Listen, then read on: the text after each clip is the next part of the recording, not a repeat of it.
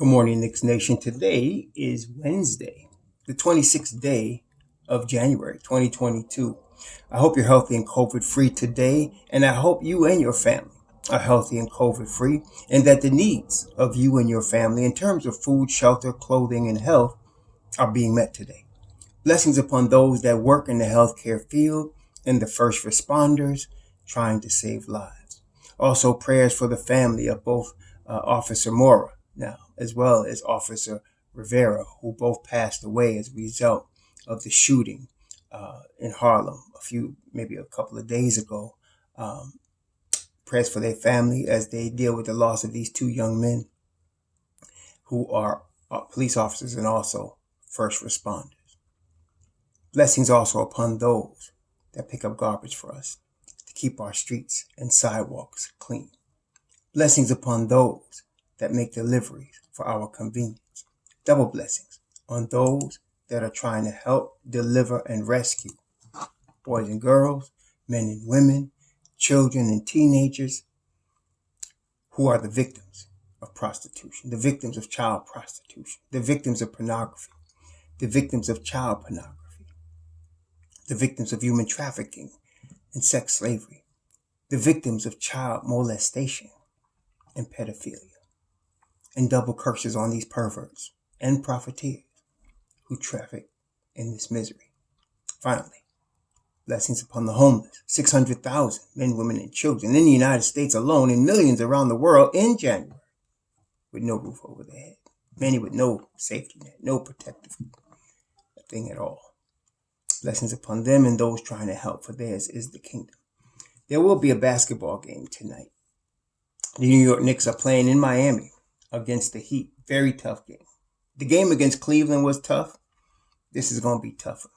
But before we get into that, I'd like to talk about a little story I want to tell you about, a true story. I don't know why, but I thought I had heard last summer that Cam Reddish wanted a trade. But I think I was wrong. Maybe I was confusing it with something else, because I heard a New York reporter or content reporter say that Cam Reddish requested the trade last summer from Atlanta. And the reason he told them that he requested the trade was that he wanted an opportunity for an expanded role. See, because Atlanta, as we talked about, is chock full of wings between Bogdanovich, DeAndre Hunter, Kevin Huerter, who they had re-signed to a pretty big contract. And so he wanted a more expanded role and opportunity to be in a rotation or to start, because he feels like he could be a star in the NBA. And so the key thing, the important thing about that is that I found out nobody knew except Cam, his representation, and the management of the Hawks. Nobody knew that he had requested this trade. He played the whole training camp and season and everything, understanding he had requested a trade and playing professionally and not having any attitudes, not dealing with media, not leaking anything. All the time, knowing he had requested a trade. Why is that important? That tells you he keeps his mouth shut. He does things on the down low. Now, second part of the story. When Leon Rose contacts the Atlanta Hawks about a trade, you got to understand that question had to come up. That Cam wants an expanded role. That's why we can't keep him. He had requested a trade. Okay? That had to come up. So now Leon makes the move for Cam Reddish with the understanding that he's looking for an expanded role. Okay? So that tells me what's about to happen in the next 15 days. Next 15 days is the trade deadline. And some people are being moved because Cam came here with the understanding that he was going to get an expanded role. That's why you see him being so cool right now. Not saying anything. He got a DMPCD the other day, and he's not going to say anything. He's just waiting. Interesting. So now I can surmise, I'm looking at this roster, And I'm saying there's certain players that are untouchable that we know are not going anywhere. And I call them the Untouchables. That's the title of the video. Two of them are RJ Barrett and Cam Reddish, right? They're not going anywhere. They're going to be here. So we can remove them. So there's players that I consider untouchable. There's players that are possibly being traded, but probably not. And the rest of them are on the market. So let's talk about that. So Cam Reddish and RJ Barrett are untouchable. They're not going anywhere. Okay. As far as when I say untouchable, I mean for this trade season. Who knows 5 years in the future what might change. But right now, in 2022, this trade deadline, these two gentlemen are going nowhere. Quentin Grimes ain't going nowhere. Obviously, he's in the rotation. Miles McBride ain't going nowhere because both Tom Thibodeau wanted him and Leon picked him. Emmanuel, we'll deal with quickly in a second. Mitchell Robinson, he'll deal with him in a second.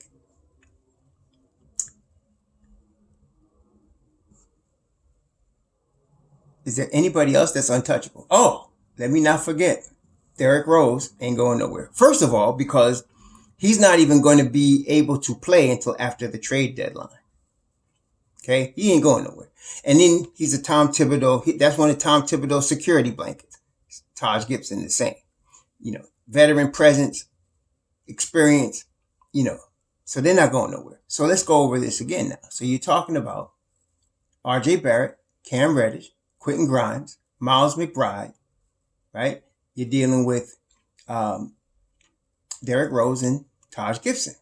Now let's talk about if we're playing spades. You said I got three in the possible, right? So let's talk about the possibles, but not likelies. Julius Randle, obviously he'll be available for a trade on February 5th. That's 5 days before the deadline. They could easily be making a deal, but it's unlikely that he gets traded, I think, because they still want to make a playoff run. They can still consider him a piece for that run. That things may change in the summer. Okay, he may get traded in the summer or going into next year. He might, especially the summer. I think the summer is as far as trading Julius Randle, that's the minefield for him. And it all depends on what happens between now and the end of the season, how he performs, what his attitude is, all of that. Okay, so he's a possible but not likely. Mitchell Robinson's a possible but not likely for another reason. He hasn't signed an extension yet. If they let the summer come here, think about this, and let Mitchell Robinson walk for free as an unrestricted free agent, first of all, he may very well get more than 4 years, $55.6 million. He's better than Robert Williams, right? I mean, he's not going to get the $100 million money that Jaren Allen got, but he's going to get something in between if he goes on the open market. So you got to figure they got to decide to either extend him now or trade him, because that would be the most foolish thing in the world to let Mitchell Robinson walk out the door and you don't get nothing for him.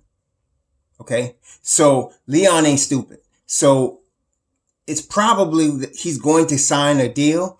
It depends on the number. He's definitely worth the 4 years, $56 million. Is he worth 4 years, 64?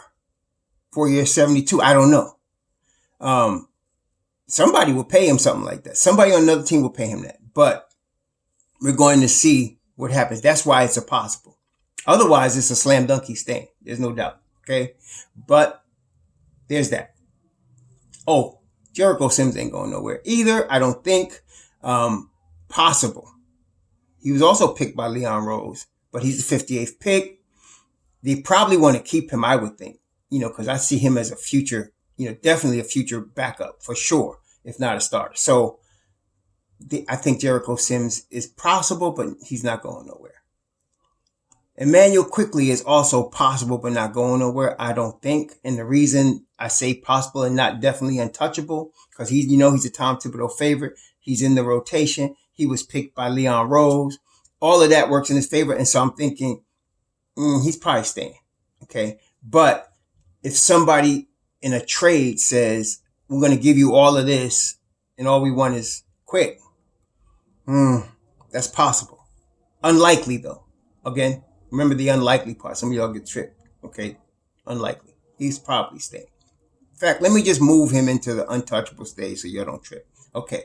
Obi Toppin, probably untouchable. But the only if is if he or his reps say, like Cam did, quietly, trade me. Because I can start for the Kings. I can start for the Timberwolves. I can start for the Nuggets. Or at least be in the rotation. Right? Trade me, and he says it quietly, then he's gone. But that's the possible. Otherwise, he's not going anywhere either. Okay. Everybody else is on the block. Everybody. Okay? So, now let's narrow it down some more. All right? So now we know the untouchables, right? Mostly they're all the young kids, and then you add, possible Julius Randle, possible Mitchell Robinson. You got to look in the rotation. If Cam is going to get in the rotation, somebody's got to be taken out of the rotation.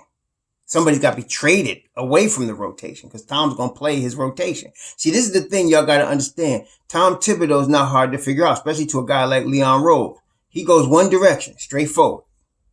You know what to expect. So what you want to do is you want to set up the roster and then let him do what he does, and you can figure out what he's going to do. So it wasn't Tom Thibodeau that wanted Kemba Walker. It was Leon Rose.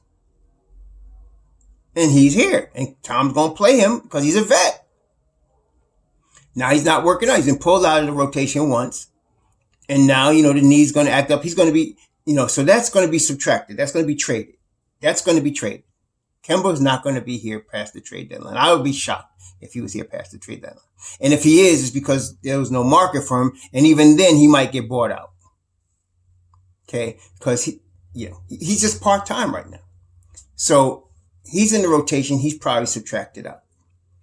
You got also in the rotation, you got Alec Burks. You got Evan Fournier. Those guys are in the rotation. They're veterans.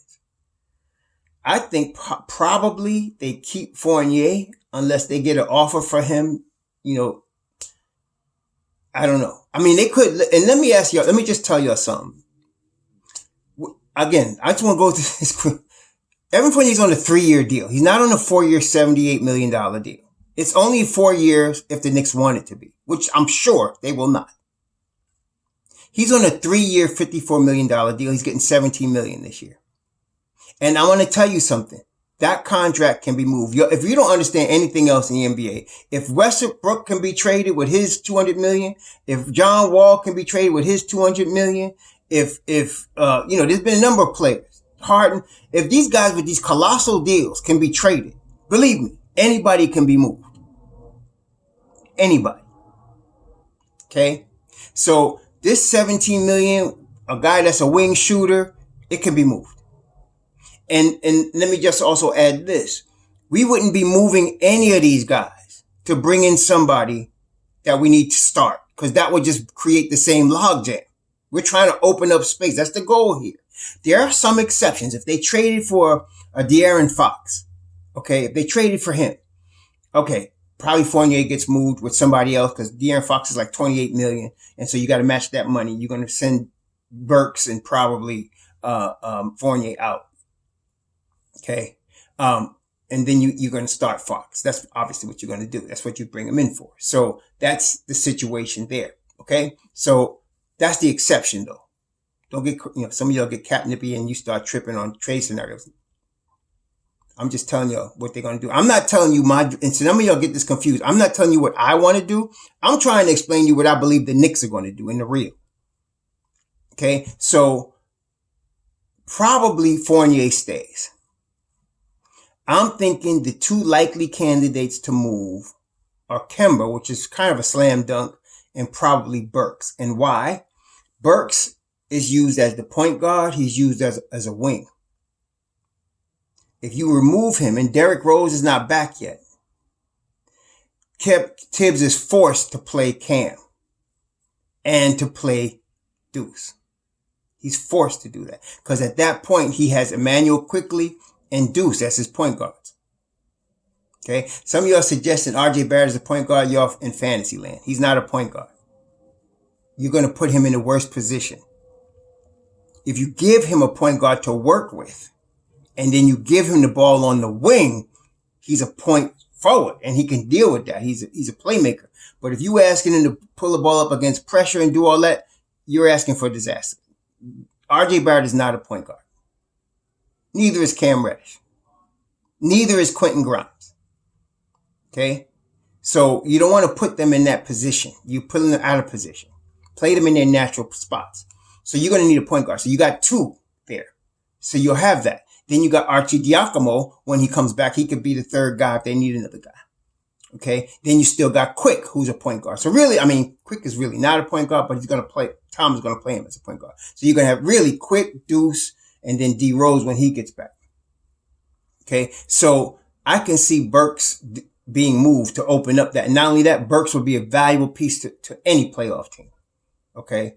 So that's going to happen, I think. So I think it's going to be Kemba and Burks. And that's what I'm saying, because it would open up space. Especially, you would ask, what would they bring back? They're going to bring back a dead contract, somebody that's expiring. Just look it up. There's a mile-long list of expiring deals in the NBA. A lot of those guys are hurt. And like I used the example of Ricky Rubio. He's on a $17 million deal. And he's hurt.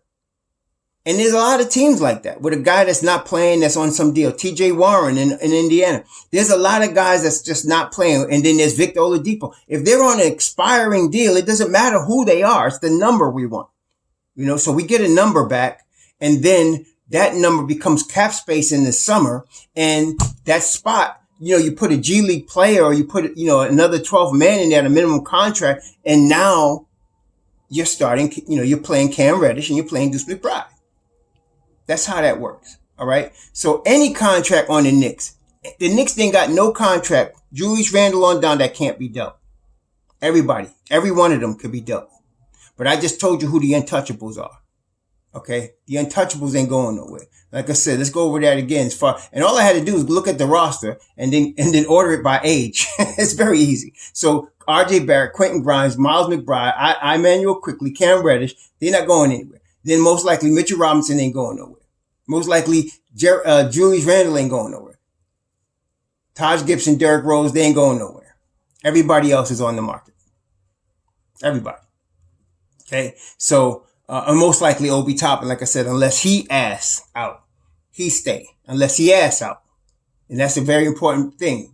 If Obi wants to stay in New York, they're keeping him in New York. If he doesn't want to stay in New York, it's up to Obi. Y'all got to understand that. If Obi says, I won't mind staying here. I'll play in the second unit. Then he's staying. You don't trade talent like that. You know, I'd like to see him start somewhere. I'm sure a lot of y'all would like to see him start, especially in New York. But, you know, it's up to him, really. So that's what we're dealing with. So those are the untouchables. Everybody else is available. Okay. And I don't know. Like I said, I think they're going to keep Julius Randle. I'm not saying he shouldn't be traded or should be traded. I'm just telling you what I think they're going to do. They're going to probably keep him and move forward this year, try to make a playoff run with Cam Reddish instead of Burks, and with Deuce McBride, you know, being in the second unit. That's what they're going to do. And they'll probably start Immanuel Quickley at the point guard. If they trade Burks and they trade Kemba, you'll probably see Immanuel Quickley starting at the point guard. Okay, I'm not saying they should or shouldn't. Some of y'all get that confused and start giving me what you want. The Knicks don't care what you want. They don't care what I want. I'm just trying to tell you what I think they're going to do. They'll probably start, if they trade those two guys in the next 15 days, they'll probably start Immanuel Quickley. And you'll have the same starting four and then Immanuel Quickley. The thing would change is the bench. Derrick Rose wouldn't be back. You'd move Deuce McBride and you'd move Cam Reddish into rotation. That's how you do it. Okay. And now you got both your young kids playing with Mobb Deep, with Obi Toppin, and that's that. Okay. So that's what I'm saying. Watch for this. Is the next 15 days. Could happen sooner, but I'm just saying that's the deadline. So they're going to make a move. Cam Reddish, the deal for Cam Reddish dictates that they make another move. Leon didn't bring him here with him saying, I want an expanded role for him to be getting DMPs. He going to be quiet about it now that his Cam is. Don't let the deadline pass and he's in the same situation. Now you're going to have a problem. Leon is not going to be dealing with that problem. Believe me, that's going to be happening. Now, tonight against Miami, Nerlens Noel is questionable because of a sore left knee. Okay, we've seen this story before from many other players. He's going to need off-season surgery. That's what's going to happen. I don't know what kind of knee problem it is, if it's a degenerative like a Kemba situation or what. He plays a different, style in Kemba, a different position. So it's not like he's going to be doing crossovers all the time, but it sounds like he's going to need off-season surgery. This has been messing with him before the season started. He was late coming in because of his left knee. And then he had somebody rolled on him earlier. So I'm thinking he's probably going to need off-season surgery. So this is a problem we're going to be dealing with, which is why I don't think Nerlens would be traded. And Mitchell Robinson on his ankle is listed as questionable. I think he plays tonight. He probably plays. Questionable, he probably plays. Unless he really just needs the net next day. But it's Miami. It's Bam Adebayo. I think he plays. So let's see what happens. This is going to be a tough game. This is going to be a hard fought game for the Knicks. I mean, we got our work cut out for us tonight. So again, our key here is Julius Randle. What is his mental state? What is his mental state? Really, because that's going to determine how many turnovers he has, if he tries to play point forward, if he thinks he Magic Johnson, or if he makes great decisions, getting rid of that ball one way or the other within 1 or 2 seconds. If he does it that way, we'll be in good shape. We can battle with him. If not, this is going to be ugly. And I know that's crazy, right? It's all dependent on him. Why is it all dependent on him? Because Tibbs has built the team and structured the leadership around him. We don't like it or not like it, doesn't matter. Again, this is what it is. Okay? RJ is now taking over the keys. He ain't giving them back. Okay? So it depends on how Julius reacts to that. And we're going to find out tonight. In Miami, New York, ever since Pat Riley left, it's been bloodbath every time. They had years where they dominate us, and we had years earlier with Houston and them where we dominated them. Well, now we got Houston 2.0. So let's see what happens. Quentin Grimes is here now. Let's see what happens. So anyway, that's my story. I'm sticking to it. So we will talk after the Miami game tonight. Let's see what happens. You never know what you're getting with these Knicks. They could beat anybody on any given night, and they can lose to anybody on any given night. So let's see what happens tonight with our squad. Let's hope Julius is in a good mood and, got his meds or whatever he needs to be cheery, happy or whatever. And so hopefully we can get this done. Anyway, you'll have a happy hump day. Shalom.